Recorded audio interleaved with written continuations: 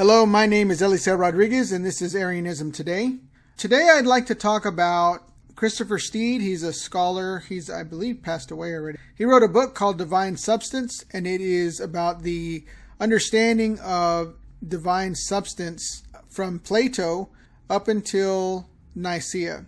And it talks about just the theory of it and what the thinking was. And from Plato to Nicaea is about 1,100 years. So he looked at and researched all of the documents, that anything remotely close to talking about divine substance, and explained what it was and what the viewpoint was. And he just very in-depth, thorough, exhaustive understanding of the notion of divine substance. And so what I want to do is I want to read from his book, chapter 7, the 2nd century, page 90 and 91.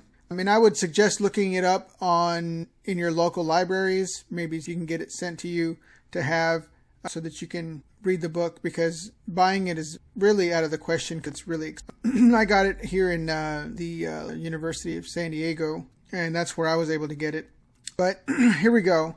This is on the word Homoousios, which is the word that Nicaea used for the doctrine of the Trinity. And so it's going to explain what we know about about Homoousios, which means consubstantial or same substance, and understand what it really means and where it came from and all of that. So here we go. Quote, "The word Homoousios, usually translated consubstantial or coessential, appears to have been introduced by Gnostic Christians of the 2nd century. It occurs in summaries of criticisms of Gnostic teachings made by Irenaeus. It was used by Ptolemaeus, and is attributed to some other 2nd century Gnostic. It also occurs in the Poimandres. Otherwise, it is not found in pagan writers before Plotinus. It is originally meant having the same substance, and in the majority of cases at least, the notion of substance that is implied is either material or conceived in physical terms. If this means roughly made of the same kind of stuff. When it first appears, it is not used to express the Christian theology of the Trinity, nor does it convey a sense which is peculiar to Gnosticism, though naturally the Gnostics used it sometimes to give a distinct coloring.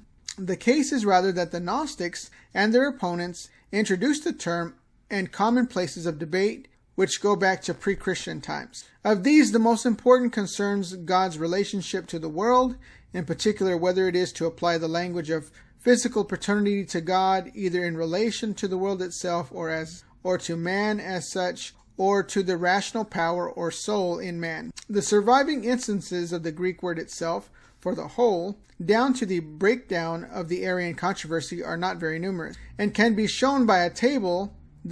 See opposite. The material is thus by no means abundant, but we can add it by taking in those Latin texts which can be reasonably be supposed offer translations of Homoousios, or at least use of the equivalent expressions in similar context. Thus, the scantily 2nd century evidence, one passage in Ptolemaeus and 5 in Irenaeus, adverse heresies, and the only certain examples can be supplemented by adding another passages in Irenaeus where the Greek is lacking, but the Latin has unus substante. This phrase to be a regular equivalent, since it's used in all 5 cases to render Homoousios, and is never used where the Greek survives to render any other term or phrase. This yields a series of 19 2nd century examples which may be listed in order, one being from Ptolemaeus, the 2nd to the 6th, the Greek of Irenaeus, Book 1, and the 7th through the 19th from the Latin versions of the later book. End quote.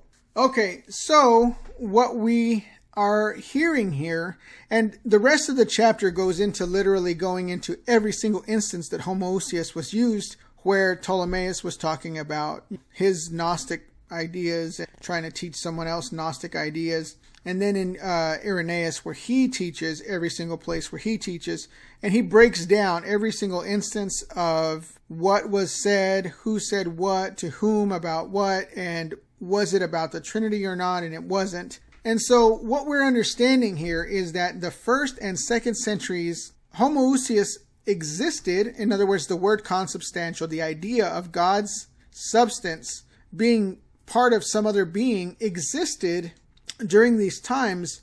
But the interesting thing about it is that it is never used for Christianity, accepted Christianity, Orthodox Christianity. Orthodox Christianity knew of the words. They used the words when they described the Gnostic ideas of Homoousios and their doctrine, but they never said, oh, by the way, that's the same thing we think of, sort of, in the Trinity. They never said that.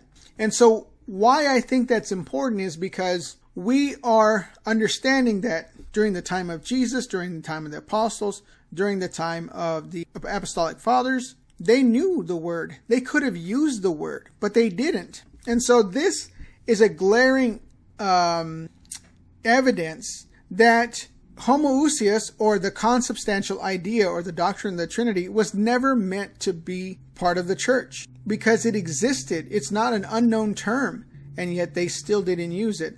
So I think that's very important. And another important thing is that Gnostic Christians are the ones who first introduced the word.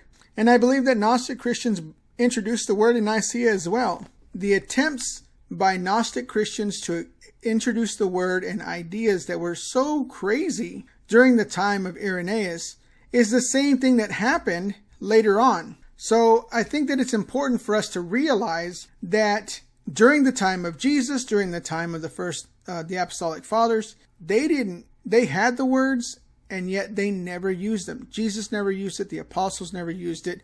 The apostolic fathers used it, but in criticism of Gnosticism. We know that Gnosticism is not Christianity.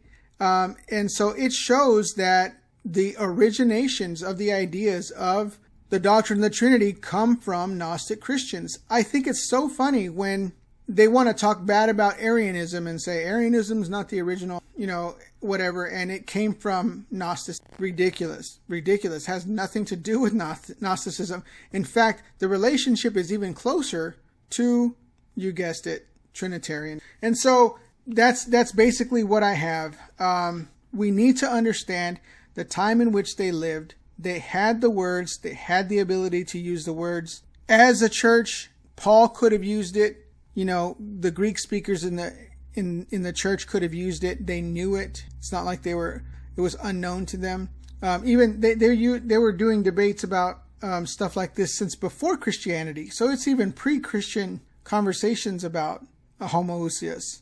It's not like they didn't have it, but they never used it. And that is, like I'm saying, it's important. If you had the words, if you had an easy way to explain it, and yet chose never to use it, that's a problem, a big problem. Okay, so that's all I got for now. You guys have a great week.